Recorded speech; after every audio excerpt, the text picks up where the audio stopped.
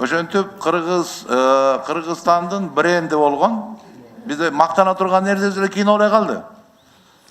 Мына спорттон да мактанайын дедик эле, көрүп атабыз Олимпиада эмне болду. Жаныбыштагы кошуна Казакстан 18 алтын медаль алып келди. Мейли алар 16 миллион экен. Биз 6 миллион экенбиз. 3кө бөлгөндө бизде бир жок дегенде 5 миллион медаль болуш керек эле да. Мактана албай калдык. Жалаң мактанганыбыз Кыргызстандын бир гана кинематография. Жалаң гана, бир эле. Демократия үстүнөн мактансак болот. Анан кинематография. Эмне болот?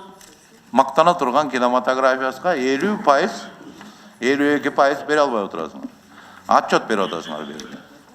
Президент оозуна алып сүйлөп атат кинематографияны. Премьер-министр сыймыктанып айтып атат кинематографияны.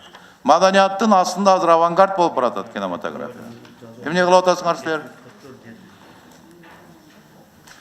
Бул менин оюмча бир түшүнбөстүк бар силерде.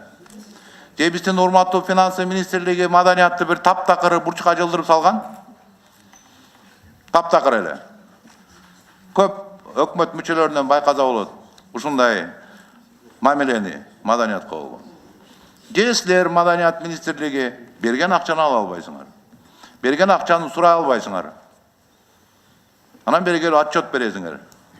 Кыргызстандын бренди болгон кинематографияга 48%-га аткарып, анан бияга келип отчет берип атасың.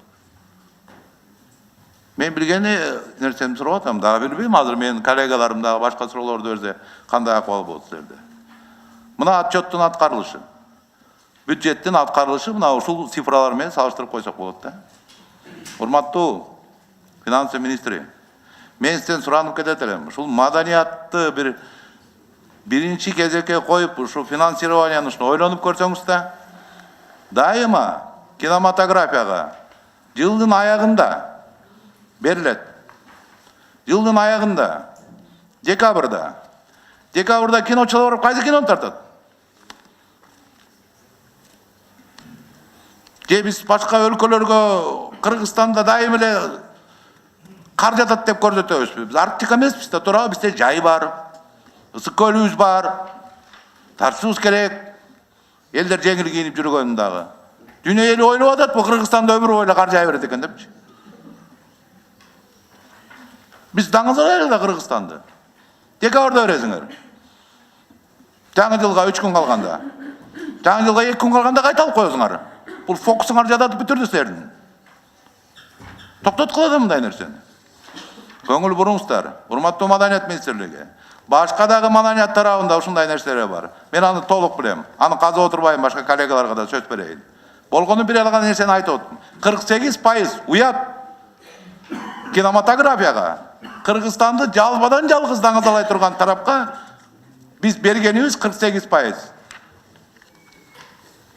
Дагы Кулай жалгап бар экен да, бул жерде Самат мырзага окшогондор отурат.